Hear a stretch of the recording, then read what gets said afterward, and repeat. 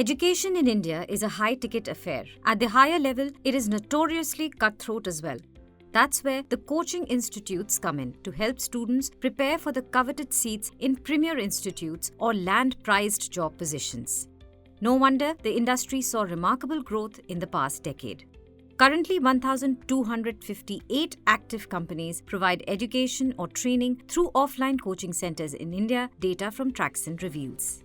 Pune-based consultancy firm Infinium Global Research pegged the size of the industry at 58,088 crore rupees in 2022. By 2030, it is expected to grow around 1,81,000 crore rupees.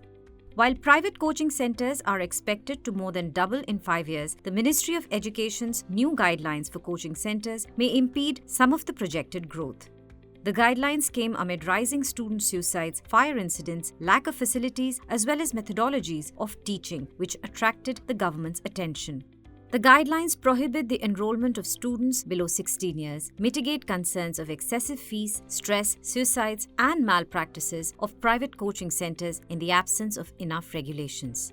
Coaching centers are now subject to penalties for violating registration terms. Tutors must hold at least a graduation degree, and misleading promises in advertisements are prohibited. Hiring individuals with moral turpitude convictions is forbidden, and institutes must have a counseling system to be registered as per the guidelines.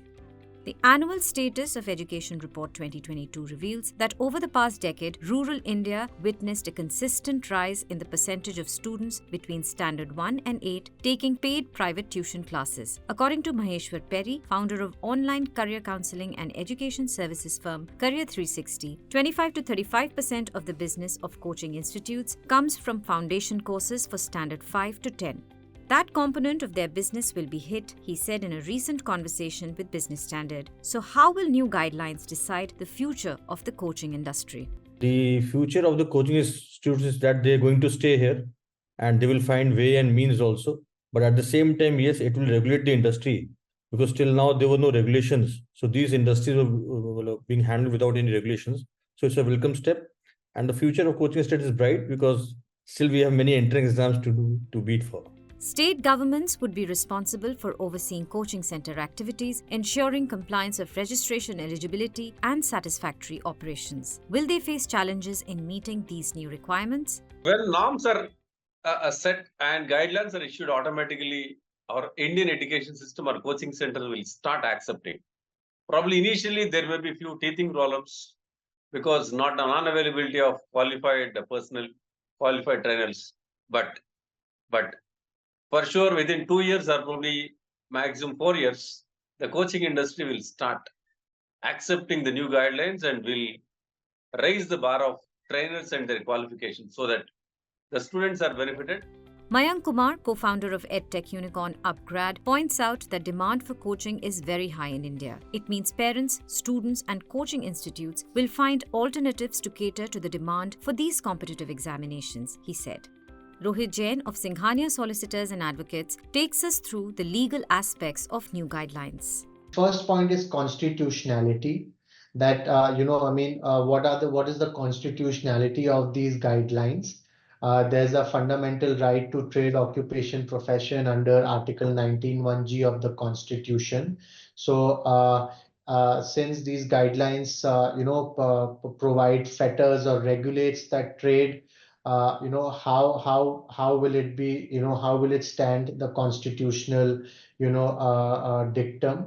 The second point is that is Ministry of Education having the locus to come out with these guidelines, considering that historically the business of coaching center has been considered to be a commercial business and not really an education per se. Third point which comes to my mind is that the concept of registering with the authorities. This provision of registration is under which act?